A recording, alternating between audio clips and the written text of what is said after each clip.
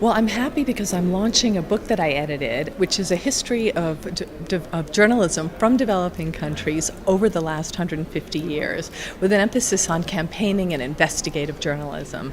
And the point of the book, it's a collection of reporting that's already appeared. There are 47 pieces of journalism introduced by 40 different people, and it's a compendium of different campaigning journalism from all over the world.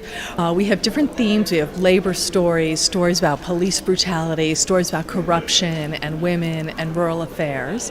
And the idea of the book was to show how journalists have grappled with the same subjects across countries and across time.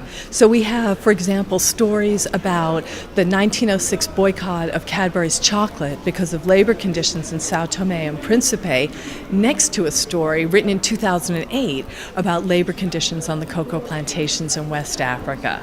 We have a story about the terrible conditions in the Congo under King Leopold, and a story that appeared a few years later about the conditions of the indigenous people gathering rubber in the Amazon. So the idea is to show that many of the themes have reoccurred over and over again, and to showcase some of the brave journalists around the world who've tried to expose wrongdoing, many of them who've been killed in the process.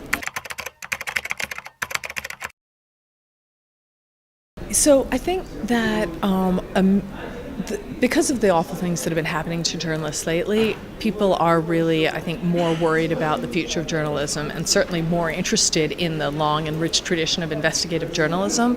I think right now there's a lot of good investigative reporting that's happening around the world, partly because of technology, partly because of philanthropy, but I'm certainly worried for the future. I think one of the lessons of the book is that investigative reporting doesn't make money.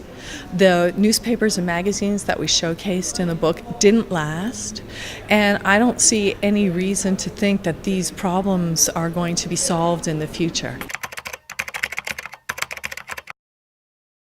Well, I think one of the surprises of my book was I learned that the relationship between NGOs and journalists is a longer relationship than I had understood. Even in the 19th century, the abolitionists were underwriting newspapers, for example, and labor stories are very often a product of efforts of advocates and journalists together.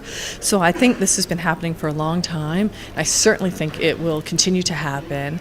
I'm looking for my next research project at actually talking to donors and journalists about what are the implications for this relationship, because clearly it's not going to go away. And I think we need to think a lot about the implications for newsroom independence and how the two groups can help each other but still respect the values of journalism too. A lot of people are always terminal. So I think most of the startups that I see, a lot of people that I talk to who start new online sites and new apps, those don't last either. And again, going back to the book, pretty much every newspaper and magazine that was showcased in the book, they don't exist anymore either.